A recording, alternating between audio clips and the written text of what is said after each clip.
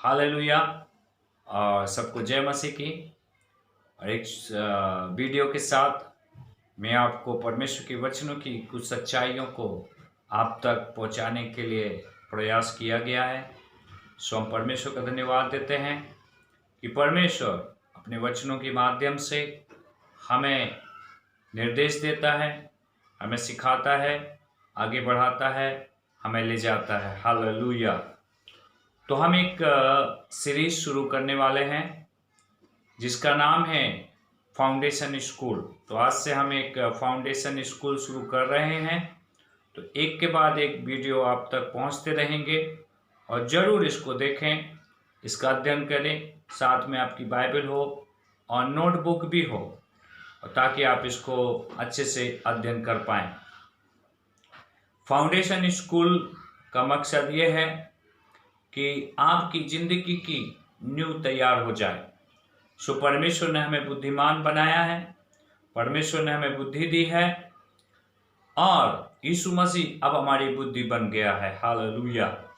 तो प्रभु यीशु मसीह ने हमें सिखाया है कि एक बुद्धिमान व्यक्ति अपना घर चट्टान पर नींव डाल के बनाता है, जबकि एक मूर्ख होता है जो अपना घर रेत पर बना देता है, बिना चट्टान, बिना नींव के। तो परमेश्वर के वचन के माध्यम से यीशु मसीह ने हमसे बात किया है कि एक बुद्धिमान मनुष्य हमेशा नींव डालकर घर बनाता है। तो अब हम परमेश्वर की नज़र में बुद्धिमान हैं, परमेश्वर के वचन से बुद्धि आती है और यीशु मसीह अब हमारी बुद्धि बन गया है। तो यीशु मसीह के कार्य करने के तरीके को हम अपनाते हैं और अपने आत्मिक जीवन की जो शुरुआत है हमें आत्मिक नींव से शुरू करनी पड़ेगी।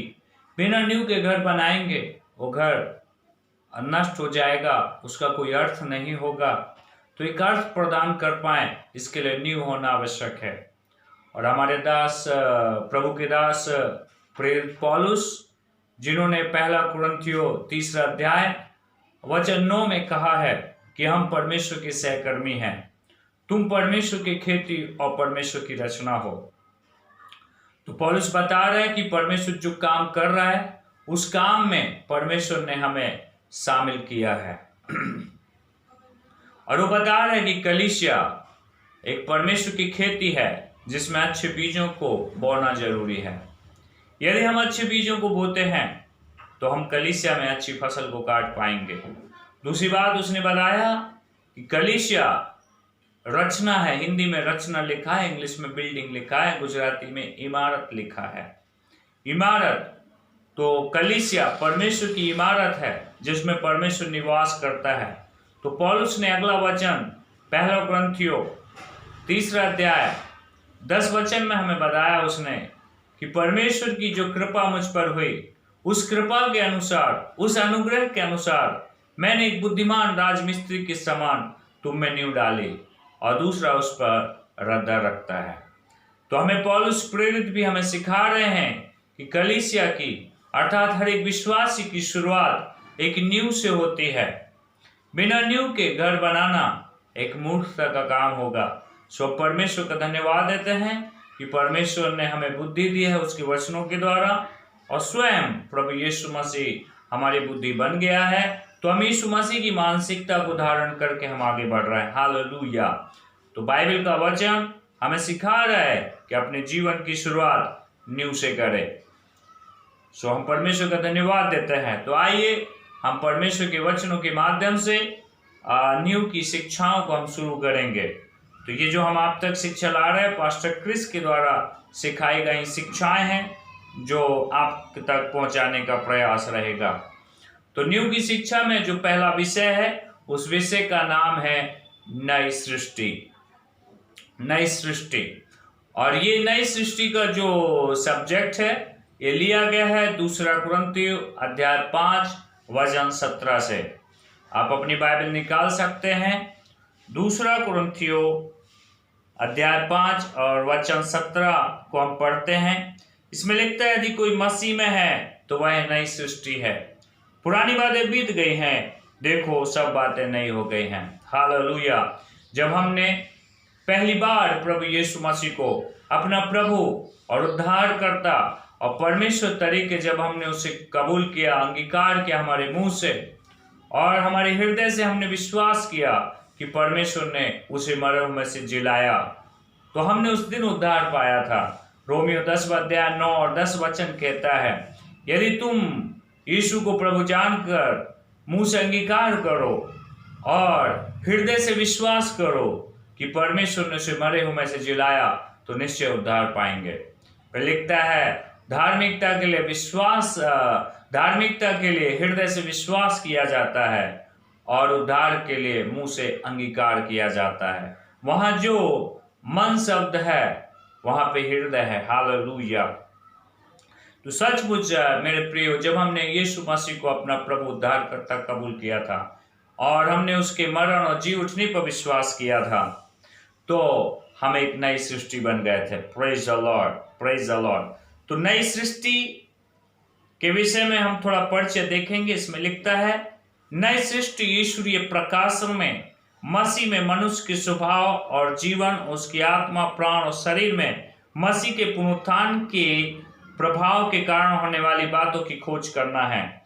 नई सृष्टि के रूपरेखा में मूल रूप से नई सृष्टि की संपूर्ण जांच करेंगे, जो 3 प्रमुख वर्गों से बना हुआ है। तो यीशु मसीह के मरण और गाड़े जाने और जी उठने के द्वारा मनुष्य की आत्मा, प्राण और शरीर में जो प्रभाव होते हैं उसको हम देखते हैं। मनुष्य एक आत्मा है, वह शरीर में रहता है और उसको प्राण दिया गया है। इस बात को जरूर ध्यान रखें। तो हम आगे का अध्ययन शुरू करें उससे पहले हम एक वचन पढ़ेंगे। पहला थिस्सलुनीकियों की पत्री अध्याय 5 को हम पढ़ेंगे। पहला थिस्सलुनीकियों की पत्री आप अपनी बाइबल में निकाल लीजिए। हालेलुया। पहला थिस्सलुनीकियों की पत्री अध्याय 5 में से हम पढ़ेंगे। हालेलुया। और वचन हम देखते हैं। वचन 23 को हम पढ़ेंगे। पहला थिस्सलुनीकियों की पत्री अध्याय 5 वचन 23 को, शांति का परमेश्वर आप ही तुम्हें पूरी रीति से पवित्र करे और तुम्हारी आत्मा, प्राण और देह हमारे प्रभु यीशु मसीह के आने तक पूरे पूरे और निर्दोष सुरक्षित रहे।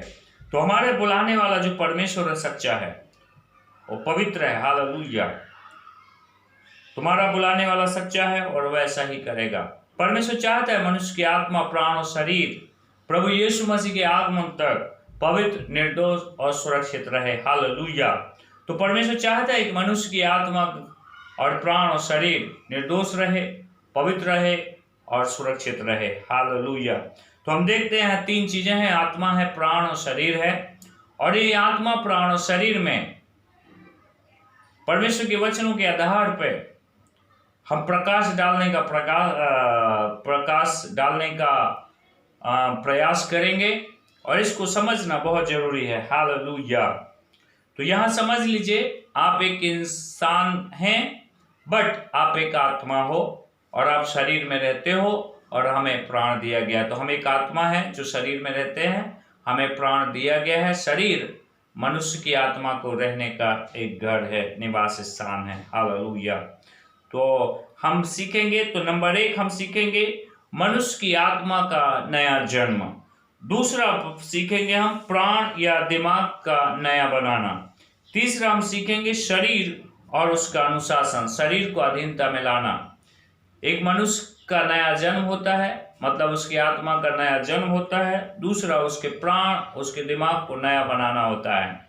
क्योंकि जब हम मसीह में नहीं थे तो हमारे सोचने के तरीके सही नहीं थे।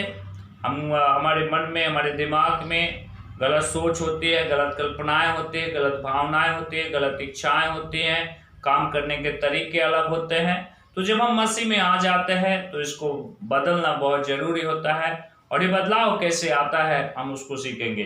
तीसरा हम ये सीखेंगे कि इस शरीर को कैसे परमेश्वर के आत्मिक बातों में, परमेश्वर के वचन में, आत्मा के अधीनता में कैसे चलाए। क्योंकि जब तक ये शरीर परमेश्वर के अधीनता में नहीं आएगा तब तक ये शरीर के द्वारा परमेश्वर की महिमा दिखाई नहीं देगी। और बाइबल कहती है पहला कुरिन्थियों अध्याय 6 वचन 19 में, क्या तुम नहीं जानते तुम्हारा शरीर पवित्र आत्मा का मंदिर है। तुम अपने नहीं हो, तुम्हें दाम देकर छुड़ाए गए हो। हालेलुया। तो हमारा शरीर भी परमेश्वर की महिमा के लिए रचा गया है। हालेलुया। और इस शरीर के द्वारा परमेश्वर की महिमा तब तक दिखाई नहीं देती जब तक ये परमेश्वर के वचन उसकी आत्मा की अधीनता में न आ जाए। तो हम 3 चीज को सीखेंगे मनुष्य की आत्मा का नया जन्म के विषय में। प्राण मतलब आपके दिमाग, आपकी सोच, आपकी कल्पना, आपकी इच्छा, आपकी भावना, आपके निर्णय, आपके कार्य करने के तरीके को नया बनाना है। और तीसरा, शरीर को परमेश्वर के वचन, उसकी आत्मा और परमेश्वर की अधीनता में लाना। हालेलुया। तो हम पहला पॉइंट हम शुरू कर रहे हैं मनुष्य की आत्मा के विषय में। तो यहाँ पे एक बात समझ लीजिए, मनुष्य एक आत्मा है और वो शरीर में रहता है और उसे प्राण दिया गया है। तो पहला टॉपिक हमारा शुरू करते हैं, पहला विषय, नई सृष्टि में मनुष्य की आत्मा। तो हम परिभाषा सीखते हैं नई सृष्टि के विषय में। नई सृष्टि क्या है? नई सृष्टि नए जन्मा हुआ मनुष्य की आत्मा है जो मसीह यीशु में परमेश्वर से उत्पन्न हुई है। हालेलुया। मैं फिर से बोल रहा हूं, नई सृष्टि का मतलब क्या होता है? नई सृष्टि का मतलब ये होता है नया जन्मा हुआ वह मनुष्य है जिसे मसीह यीशु में परमेश्वर के द्वारा उत्पन्न किया गया है। हालेलुया। और इसके लिए हम वचन पढ़ेंगे 2 कुरिन्थियों 5:17 में। यदि कोई मसीह में है तो वह नई सृष्टि है, पुरानी बातें बीत गई हैं, देखो सब बातें नई हो गई हैं।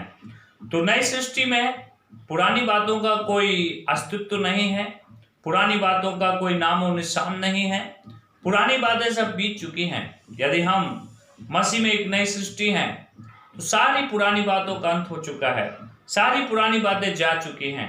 आपकी बीमारी, आपकी गरीबी, आपके श्राप, आपके अंधकार, आपके पाप, आपकी दुष्टता, पुराना स्वभाव, सब कुछ जा चुका है।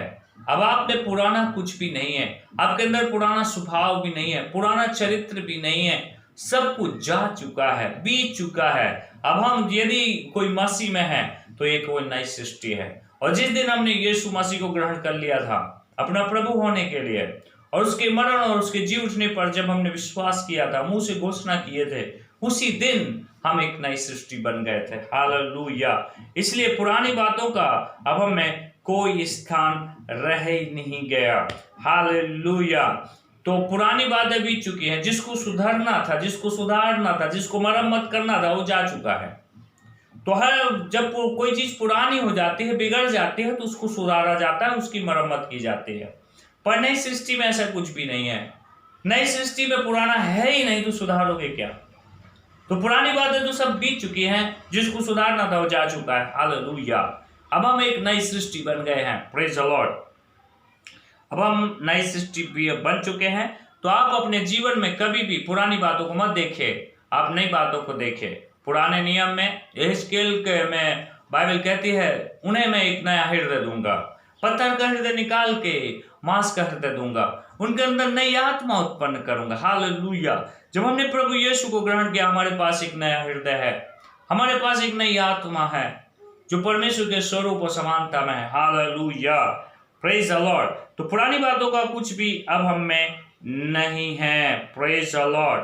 हम एक और वचन पढ़ेंगे, इफिसियों 2 अध्याय वचन 10 में हम पढ़ते हैं। Praise the Lord. 2 इफिसियों की पत्री अध्याय 2 वचन 10 में हम पढ़ेंगे। इफिसियों की पत्री अध्याय 2 वचन 10 को हम पढ़ेंगे। तो हम पूरा नहीं पढ़ेंगे, थोड़ा सा भाग हम पढ़ लेते हैं, क्योंकि हम उसकी कारागिरी हैं जो मसीह यीशु में अच्छे कार्यों के लिए बनाए गए हैं। हालेलुया। तो परमेश्वर की हम कारागिरी है। नई सृष्टि परमेश्वर की कारागिरी है, परमेश्वर के द्वारा बनाई उत्पन्न की गई सृष्टि है। हालेलुया। तो हम परमेश्वर की कारागिरी हैं।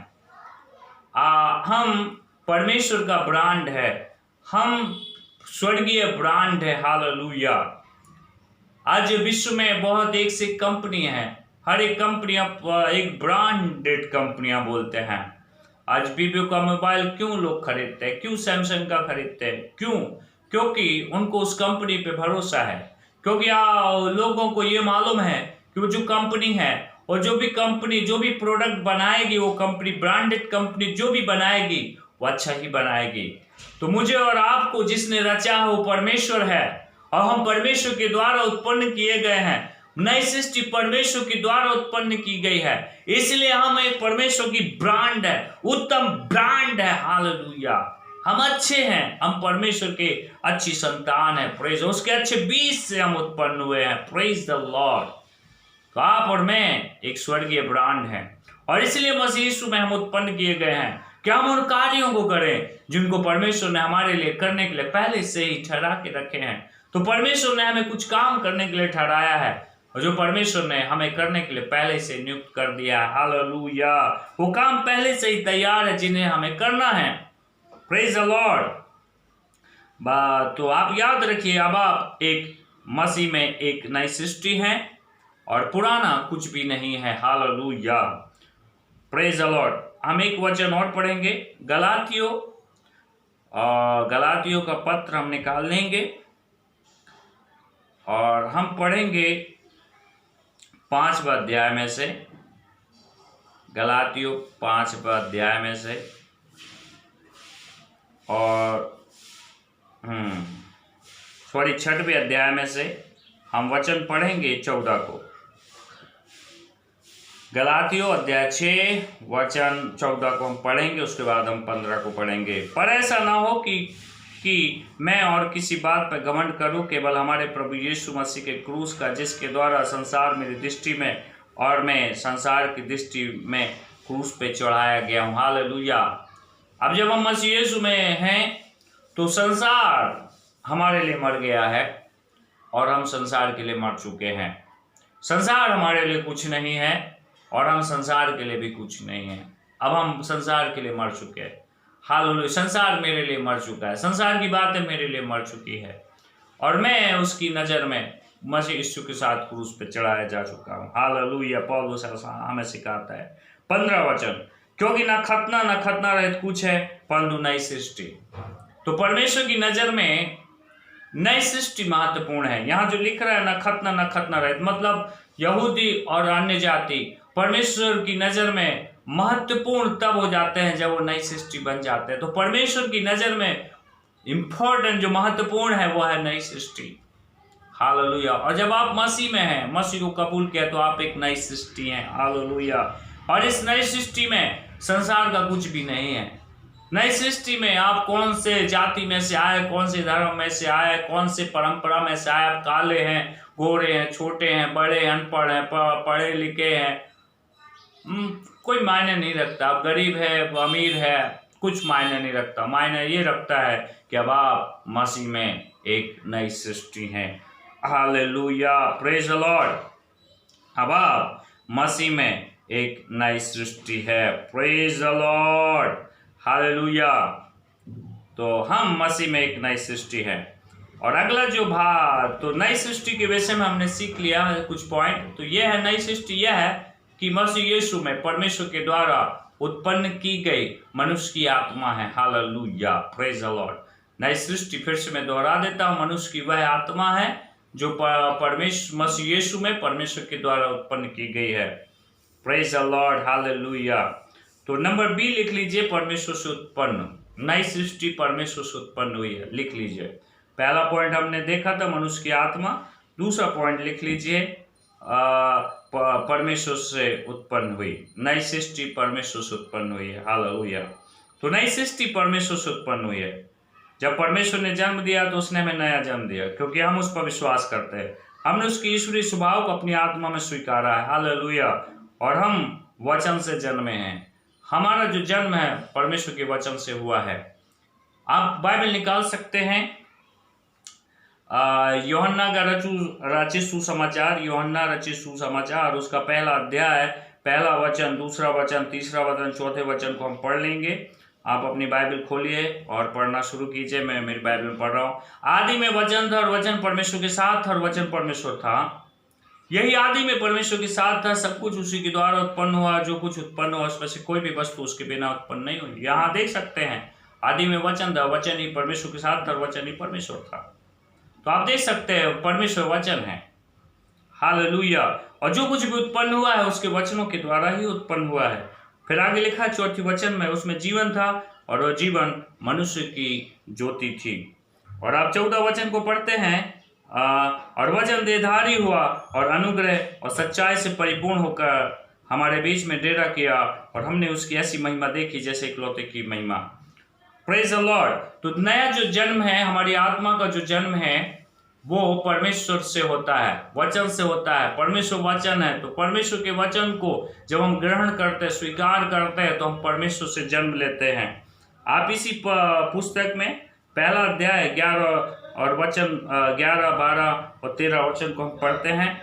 वह अपने घर आया और उसके अपनों ने ग्रहण नहीं किया, 12वीं आयत, परंतु जितनों ने उसे ग्रहण किया उसने उन्हें परमेश्वर की संतान होने का अधिकार दिया, अर्थात उन्हें जो उसके नाम पर विश्वास रखते हैं। वे न लहू से, न शरीर की इच्छा से, न मनुष्य की इच्छा से, परंतु परमेश्वर से उत्पन्न हुए हैं। अब आप देख सकते हैं कि हमारा जो नया जन्म है, हमारी आत्मा का जो जन्म है, वो हमारी इच्छा से नहीं हुआ। हमने अपनी इच्छा से यीशु को ग्रहण नहीं किया। ये परमेश्वर की इच्छा थी, परमेश्वर की योजना थी कि हम तक यीशु का नाम आए, यीशु का वचन आए, कि हम उसको ग्रहण करें, उस पर विश्वास करें। और जैसे हमने यीशु के नाम पर विश्वास किया, यीशु मसीह को ग्रहण किया, हमने कोई धर्म स्वीकार नहीं किया, हमने ग्रहण किया यीशु मसीह को, हमने ग्रहण किया सच्चाई को। हालेलुया। और जैसे हम वचन को ग्रहण कर लिए, यीशु मसीह परमेश्वर का वचन है, वचन को हमने ग्रहण किया, हम परमेश्वर से उत्पन्न होते हैं। Hallelujah, praise the Lord, hallelujah. और वचन की संतान वचन ही होती है। कुत्ता से कुत्ता जन्मेगा तो कुत्ता होगा, बिल्ली से बिल्ली जन्म होती है तो बिल्ली होती है, शेर से जो जन्मेगा शेर होता है, और जो वचन से जन्मेगा वचन होता है। हालेलुया। आप परमेश्वर के वचन है, प्रेज द लॉर्ड। हम परमेश्वर के वचन है क्योंकि हम वचन से जन्मे हैं, प्रेज द लॉर्ड। और पौलुस कहता है तुम मसीह की पत्री हो। पत्री बोले तो परमेश्वर का वचन हो, मसीह का वचन हो आप। Hallelujah, praise the Lord. और जब ये वचन आपकी जिंदगी में आता है तो आप अनुग्रह सच्चाई से परिपूर्ण हो जाते हैं और परमेश्वर की महिमा से आप परिपूर्ण हो जाते हैं। हालेलुया। हम एक वचन और देखेंगे, पहला पतरस उसका पहला अध्याय वचन 23 को हम पढ़ेंगे। पहला पतरस पहला अध्याय वचन 23 को आप निकाल सकते हैं। पहला पतरस 1 वचन 23 को, क्योंकि तुमने नासवान नहीं पर अविनाशी बीज से परमेश्वर के जीवते और सदा ठहरने वाले वचन के द्वारा नया जन्म पाया। फिर से हम पढ़ते हैं, क्योंकि तुमने नासवान नहीं पर अविनाशी बीज से परमेश्वर के जीवते और सदा ठहरने वाले वचन के द्वारा नया जन्म पाया है। तो याद रखिए, हमारा जो नया जन्म है वह है परमेश्वर के वचन से होता है। और परमेश्वर का वचन अविनाशी बीज है, सदा है और जीवित है। हालेलुया। विश्व में जितने भी बीजों के द्वारा जो उत्पत्ति होती है वो नाशकारक बीज है। हर एक चीज जो आती है बीज से आती है, पेड़ हो, पौधे हो, जानवर हो, इंसान हो, सब बीज से आते हैं। पर सारे बीजों में कोई जीवन नहीं है, वो अविनाशी नहीं है, सब नाशवंत है, वो रहने वाले नहीं है। तो एक बीज, अगर आपने बरगद का पेड़ का बीज अपने हाथ में रखा तो छोटा सा है, लेकिन आपने एक बीज को रखा अपने हाथ में तो समझो एक पेड़ को रखा है, आपने एक जंगल को रखा है। बीज में बहुत सामर्थ्य होती है। हालेलुया। बीज एक पेड़ को बना देता है, उसमें फल ला देता है, और उन्हें बीज से और भी पेड़ पैदा होते तो एक जंगल बन जाता है। तो आप अपने आप को सिर्फ अकेला मत समझिए, अपने आप को जंगल समझिए। Hallelujah, praise the Lord.